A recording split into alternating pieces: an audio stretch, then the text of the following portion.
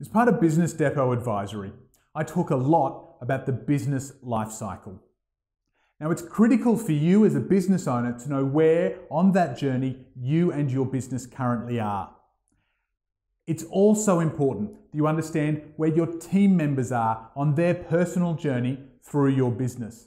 And if you're a B2B company selling into other businesses, understanding where your customers and potential customers are on their business lifecycle gives you an opportunity to communicate with them much more clearly, speak to their motivation much better, and create greater conversion rates.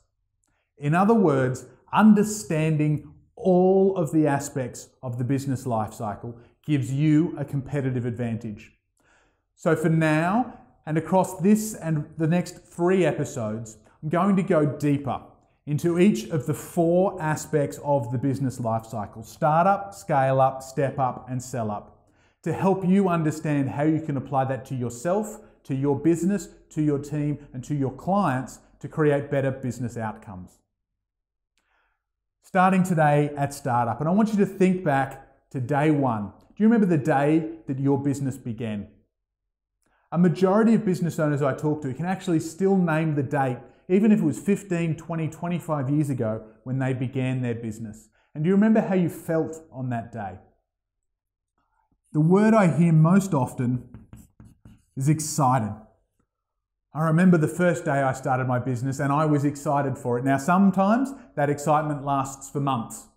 Sometimes it lasts for just a matter of minutes. But that startup phase is usually described as the journey from that initial excitement through the joy, the enthusiasm of having your own business, of starting this new venture, even if it's not your first business, and slowly having some of that joy dissipate, that franticness fade away until you found yourself in a trough of sorrow, in a state of anxiety or uncertainty of trying to determine whether or not this business is actually going to be viable.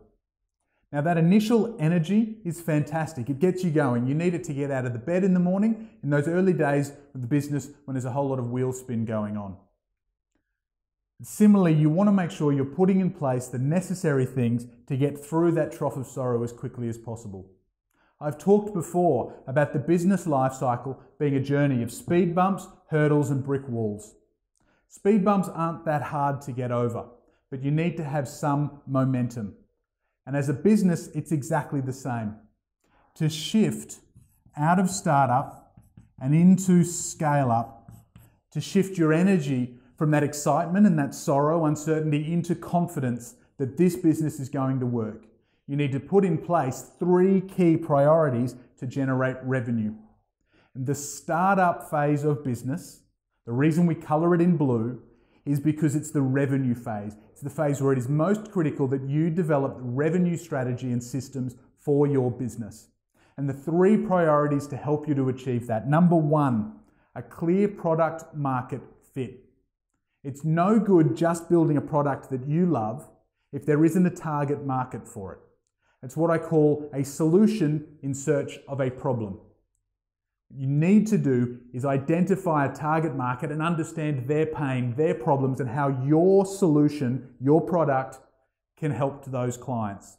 Getting that clear product market fit, and it's normally an iterative process, a bit of back and forth and conversation with them, can help you to sell much more sustainably. Point 2 is a business model. You need to have the process so that you can take on a client, service that client, deliver to their expectations, and do so in a systemized way that is, at the very least, almost profitable. There's a saying in startup businesses that you need to do things that don't scale.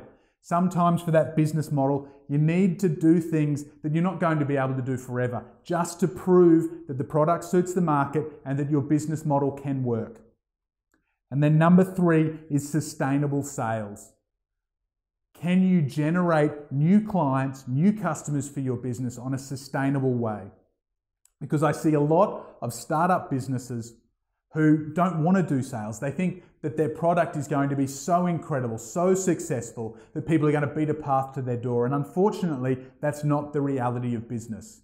Sales isn't a dirty word, particularly if you apply the gratitude sales model. Thank you, thank you, thank you. It's recognizing the value that you're delivering and the value that your customers are receiving. And it's building that machine so that every month you can come in, you can put $1 in the top of the machine, pull the business model lever, the sales process flows, and $1 and then some comes out at the bottom.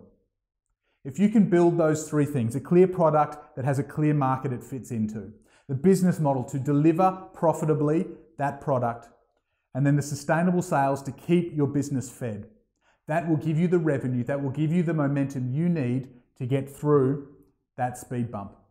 And if you're selling into startups, understand the emotional journey that they're going on if they haven't got all three of those right. Maybe they're feeling excited, joyful in the really early stages. Maybe some of that sorrow or anxiety is starting to kick in. Take the time to understand where those steps they are so that you can understand how best to help them with what they need to do for their business, which is shift into that confidence, into scale up. Next week, we're going to be talking about the 3 strategic priorities for a fast-growing business, your client's business, or your team as they head into the scale-up phase of the business life cycle. See you then.